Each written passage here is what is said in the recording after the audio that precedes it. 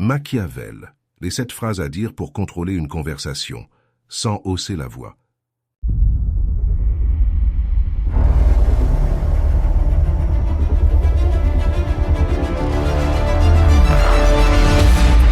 Tu parles, tu expliques, tu justifies, et pourtant la conversation t'échappe. Plus tu ajoutes des mots, plus l'autre prend de place. Tu hoches la tête, tu cherches à rassurer, et tu sens ton autorité fondre. Le ton monte parfois, ou au contraire tu te tais trop tard. Résultat, frustration, fatigue, et cette impression d'être dominé sans comprendre comment. Le problème central n'est pas ce que tu dis, mais la façon dont tu utilises le langage. Il existe une autre voie, froide et efficace. Une logique inspirée de Machiavel où le pouvoir passe par la retenue, le doute assumé et le contrôle du rythme. Parler moins, choisir mieux et laisser l'autre s'exposer renverse la hiérarchie sans conflit. Cette approche fonctionne parce qu'elle neutralise au lieu d'attaquer. Elle crée une tension calme qui force le respect et ouvre la curiosité pour la suite. Dans cette vidéo en 7 chapitres, tu verras comment admettre le doute pour reprendre l'ascendant, faire parler l'autre sans te dévoiler et utiliser le silence comme levier. Reste jusqu'à la fin si tu veux contrôler une conversation sans hausser la voix et devenir impossible à déplacer. Abonne-toi à la chaîne Nicolas Machiavel, like la vidéo et laisse un commentaire pour ancrer ces clés dans ton jeu social. Le vrai pouvoir ne crie jamais. Commençons par la première clé. Admettre le doute pour reprendre l'ascendant social. Tu viens d'entendre ton supérieur dire « tu es sûr de ton choix ?» et sans réfléchir, tu t'es empressé de répondre « oui, bien sûr », avec un sourire nerveux. Pourtant, à l'intérieur, tu savais que tu doutais. Tu voulais prouver ta confiance, mais ta voix tremblait légèrement. Ce petit instant a suffi pour qu'il sente ton déséquilibre. Il a pris la main sur la conversation. Et toi, tu as perdu le cadre sans même t'en rendre compte. Ce comportement n'est pas apparu par hasard. On t'a appris que douter, c'était un signe de faiblesse, que montrer une hésitation, c'était perdre en crédibilité. Alors tu as construit une image de certitude forcée, toujours prêt à répondre vite, à prouver que tu maîtrises tout. Mais ce masque te trahit, car plus tu veux paraître sûr, plus tu deviens prévisible et manipulable pour ceux qui sentent tes tensions. Machiavel le savait déjà. Tous les hommes voient ce que tu parais. Peu perçoivent ce que tu es. Le machiavélisme en communication ne consiste pas à cacher ton doute, mais à le contrôler. Celui qui nie son incertitude cherche à sauver la face. Celui qui l'assume garde la main. Quand tu dis « je vais y réfléchir » au lieu de te précipiter sur une réponse, tu transformes le doute en langage de pouvoir. Regarde la différence. Réaction classique. « oui, je suis d'accord avec toi ». Réaction machiavélienne. « tu soulèves un point intéressant. Je vais y penser ». Dans le premier cas, tu cherches l'approbation et cèdes ton autorité. Dans le second, tu installes un espace mental où c'est toi qui décides du rythme et du moment. Même contexte. 2 réalités, celle qui subit et celle qui domine. Tu te dis peut-être « mais s'ils pensent que je ne sais pas quoi dire ?» C'est exactement cette peur qui te rend transparent. Les gens respectent moins la certitude rigide que le calme intérieur. Celui qui assume de ne pas tout savoir inspire confiance parce qu'il n'a rien à prouver.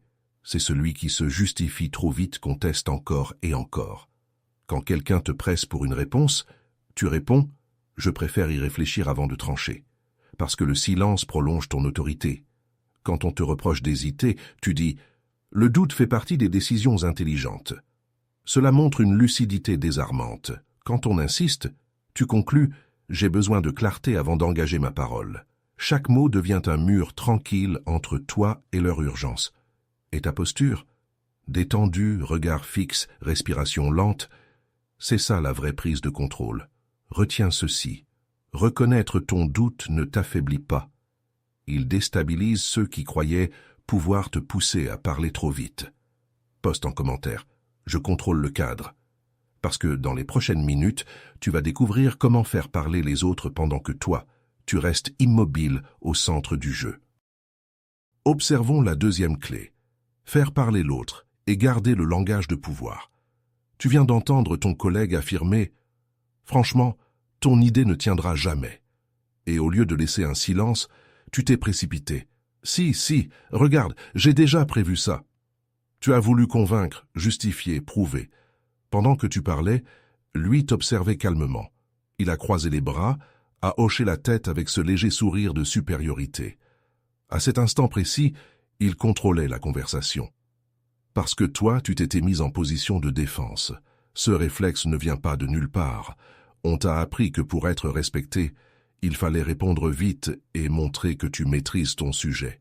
Que se taire, c'était perdre pied. Alors tu remplis le vide par des mots pour garder une impression de force.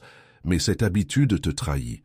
Plus tu cherches à justifier ton point de vue, plus tu offres à l'autre le terrain qu'il voulait, celui où il observe tes failles pendant que tu parles trop. Machiavel écrivait « Ne jamais tenter de gagner par la force ce qui peut être gagné par la ruse ». Le machiavélisme en communication repose sur ce principe. Celui qui parle cherche à convaincre. Celui qui écoute prend l'ascendant social. Le silence devient alors une arme invisible. Il inverse la dynamique sans confrontation. Tu n'imposes rien, tu laisses l'autre s'exposer jusqu'à ce qu'il perde sa cohérence. Regarde la différence.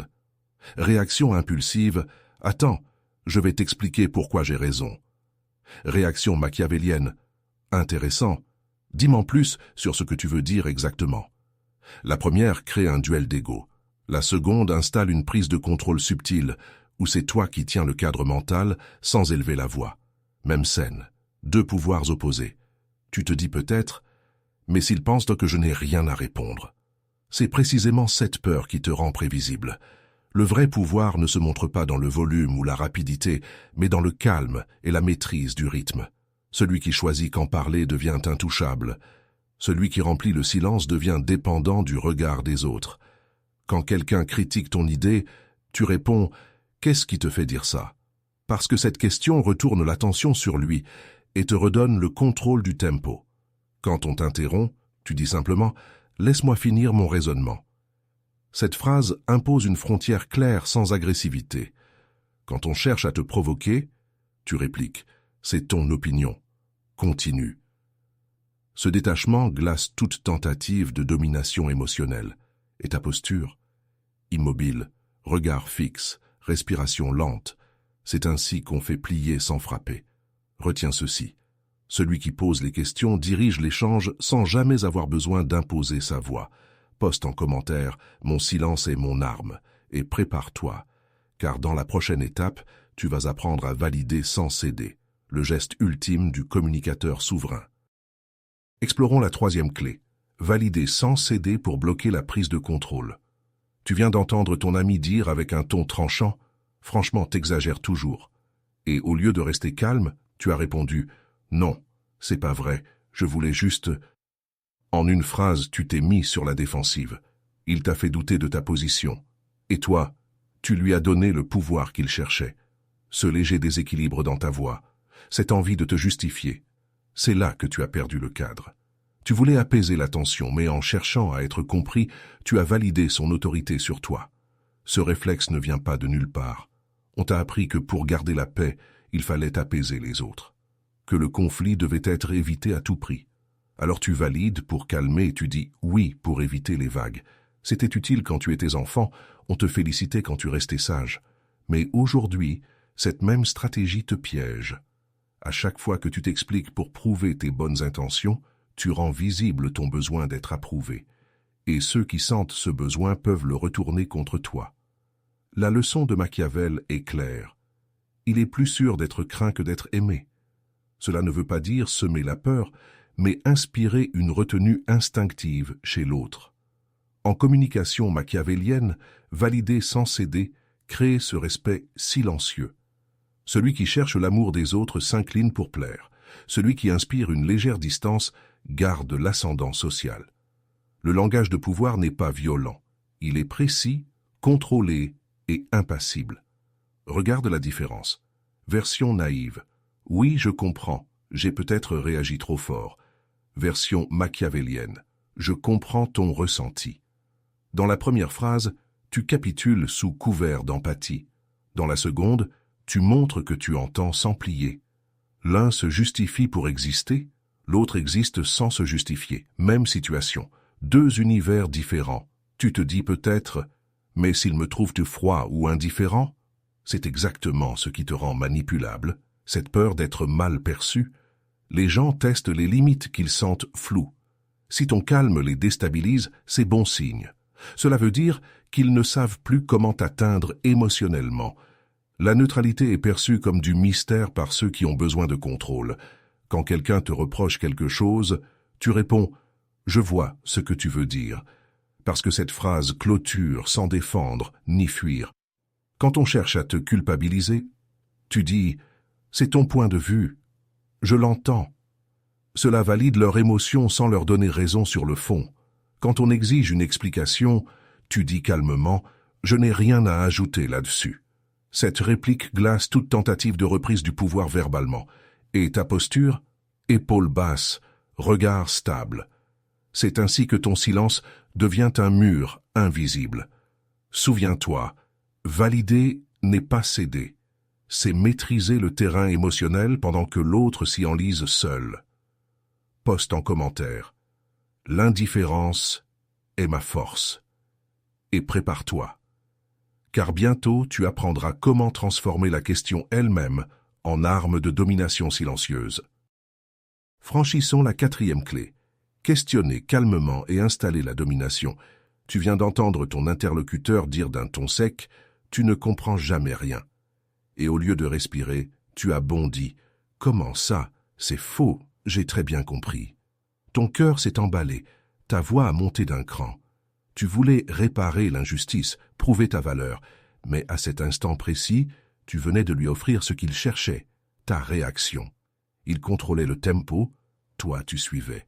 Ce n'était plus une conversation, c'était une prise de contrôle déguisée en échange. Ce comportement n'est pas né du hasard. On t'a appris que se défendre était vital, que te taire face à l'attaque équivalait à une défaite. Enfant, tu croyais qu'une réponse immédiate te protégeait du jugement ou de la honte. Mais aujourd'hui, ce réflexe t'expose. Chaque fois que tu veux prouver que tu comprends, tu valides leur pouvoir sur ton émotion. Le machiavélisme en communication commence quand tu refuses cette course à la justification, quand tu transformes l'attaque en miroir. Machiavel écrivait « Celui qui veut être aimé de tous ne sera respecté de personne ». Dans une conversation, chercher à convaincre l'autre revient à lui donner ton centre de gravité. Celui qui questionne calmement récupère ce centre et impose son rythme mental. Le langage de pouvoir ne s'élève pas. Il observe et retourne l'attention vers celui qui croyait dominer. Le calme devient l'arme froide qui fait chuter les masques. Regarde la différence. Version impulsive, non mais attends, je t'explique pourquoi tu te trompes. Version machiavélienne, pourquoi dis-tu ça exactement? La première tente de sauver son image. La seconde expose l'autre sans un mot de trop. Dans le premier cas, tu cours après le contrôle. Dans le second, c'est toi qui tiens le cadre par le simple choix des mots. Même scène, deux pouvoirs opposés. Tu te dis peut-être, mais si je reste calme et je questionne, ils vont croire que je m'en fiche. C'est justement cette peur d'être perçu comme froid qui te rend vulnérable. Ceux qui cherchent à te provoquer ont besoin que tu montres une émotion pour savoir où appuyer. Plus ton visage reste neutre, plus leur stratégie s'effondre dans le vide du silence qu'ils ne savent pas gérer. Quand quelqu'un te lance une critique sèche, tu réponds « Qu'est-ce qui te fait dire ça ?» Cela déplace instantanément le projecteur sur lui et coupe son élan. Quand on t'accuse sans preuve, tu dis « C'est intéressant. Sur quoi tu te bases ?» Cette question calme force l'autre à se justifier, pendant que toi, tu restes impassible. Quand on hausse le ton, tu demandes simplement « Tu penses que c'est utile de parler comme ça ?» Cette phrase inverse la hiérarchie émotionnelle sans agressivité. Et ta posture, épaules stables, regard tranquille. C'est ainsi qu'on transforme la conversation en terrain sous contrôle. Souviens-toi, celui qui questionne avec sang-froid dirige ceux qui crient pour exister. Poste en commentaire. Personne ne me fait plus réagir. Parce que ce que tu vas découvrir ensuite changera tout, quand les mots ne seront même plus nécessaires pour dominer une conversation. Accueillons la 5e clé.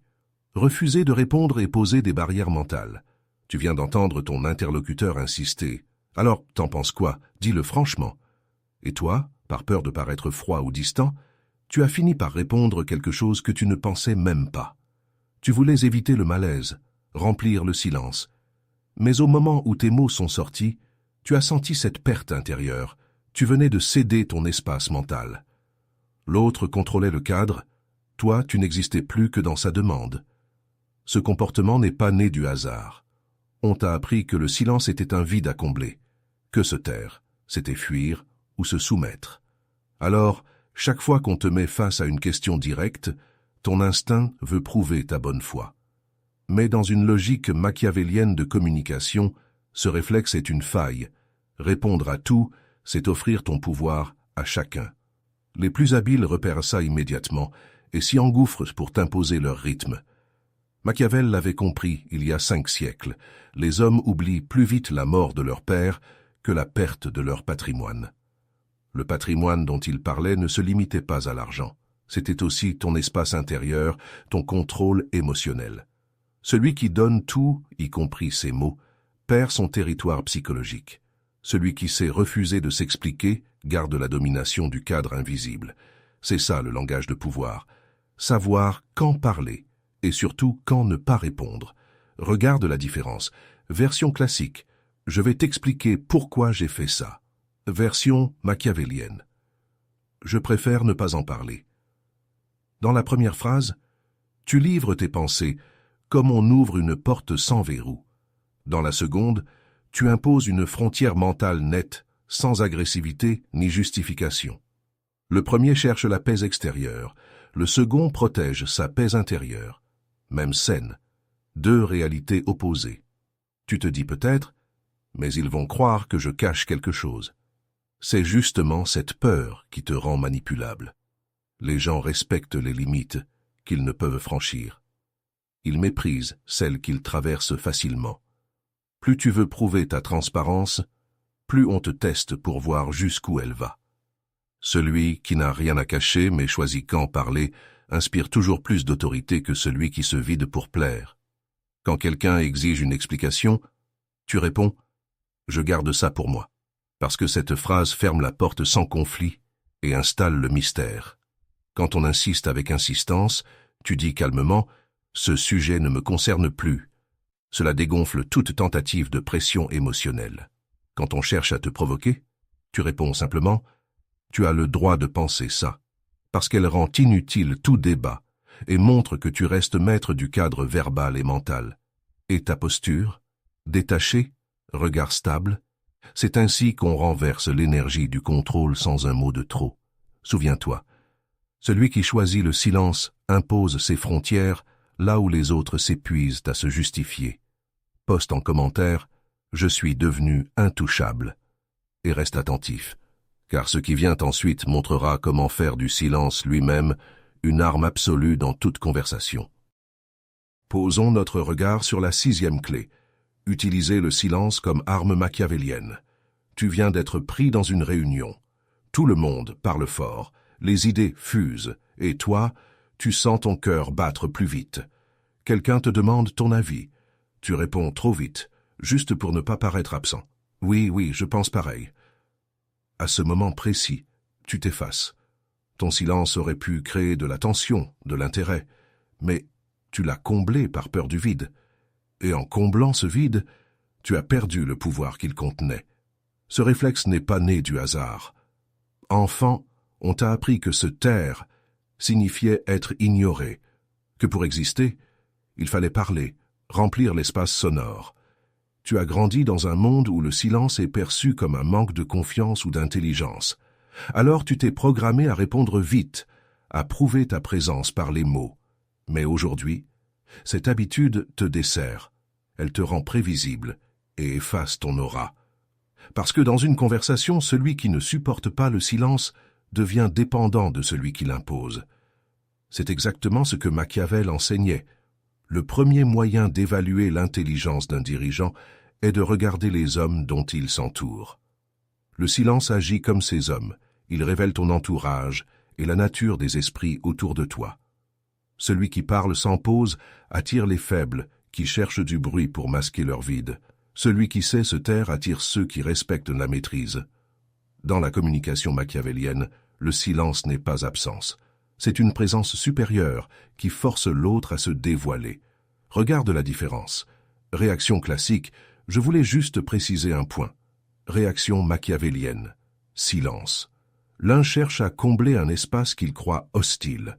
L'autre laisse cet espace travailler pour lui.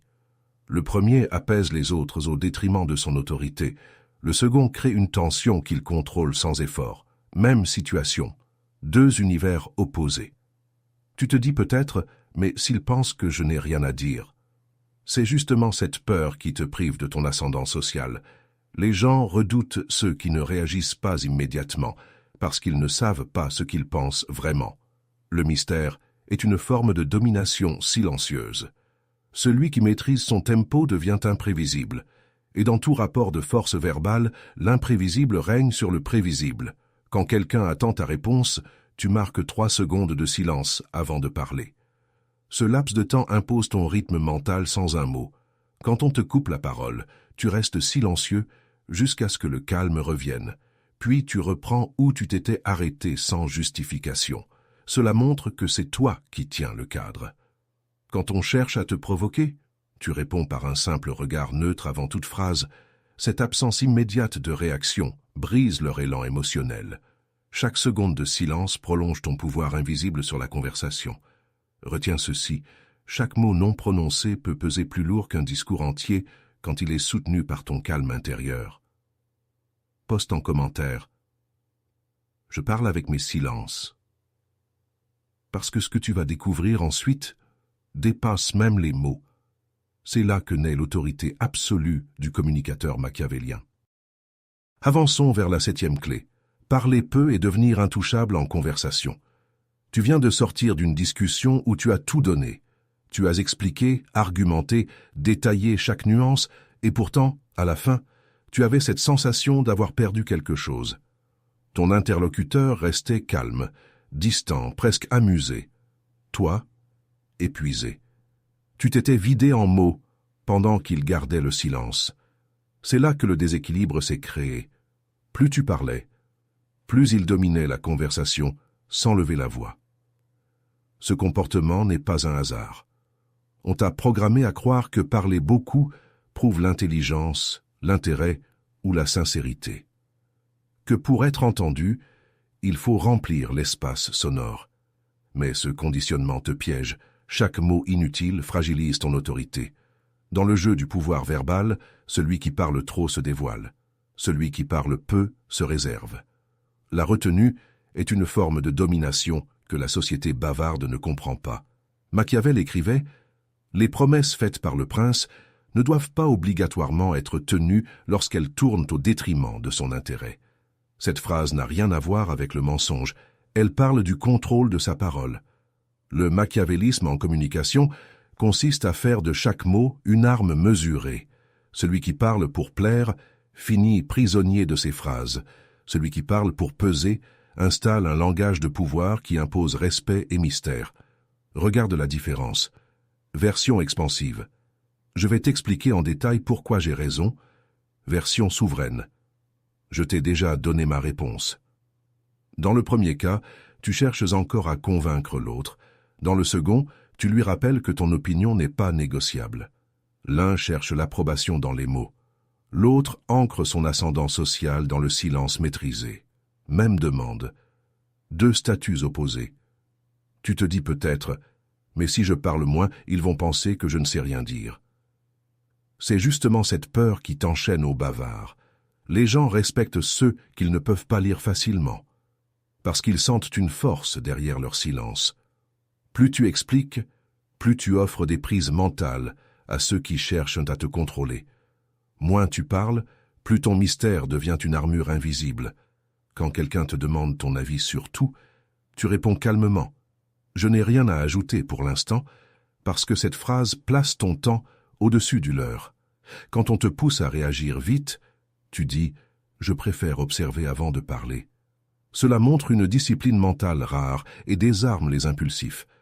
Quand quelqu'un exige des explications, tu conclus simplement « Ce que j'avais à dire est déjà dit ».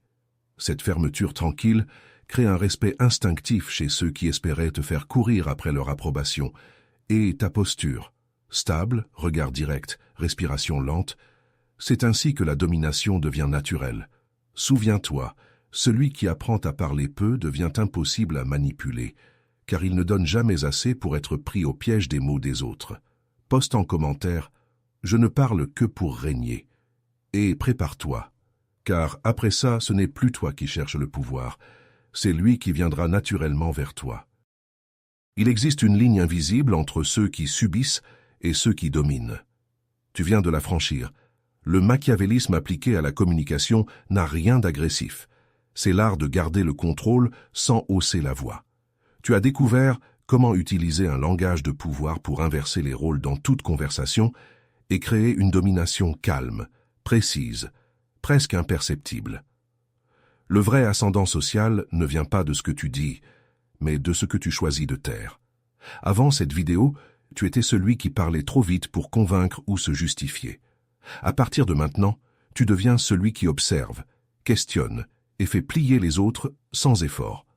Tu as appris à admettre le doute pour reprendre l'ascendant social, à faire parler l'autre pour garder la main, à valider sans céder pour bloquer toute prise de contrôle, à questionner calmement jusqu'à installer ta domination, à refuser de répondre pour poser des barrières mentales, à manier le silence comme arme machiavélienne, et enfin à parler peu pour devenir intouchable en conversation. Cette révélation, cette clé vers une autorité tranquille que rien ne peut déstabiliser. Ceux qui te manipulaient vont sentir le changement. Pas dans tes mots, dans ton rythme, dans ton regard qui ne fuit plus, dans tes silences qui pèsent plus lourd qu'un discours entier, et cette assurance froide les forcera à se redéfinir autour de toi.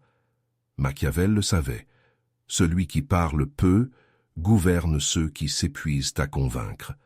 C'est la différence entre la proie bavarde et le stratège silencieux.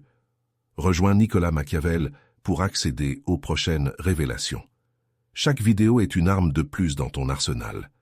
La vraie puissance ne fait pas de bruit, elle fait des résultats.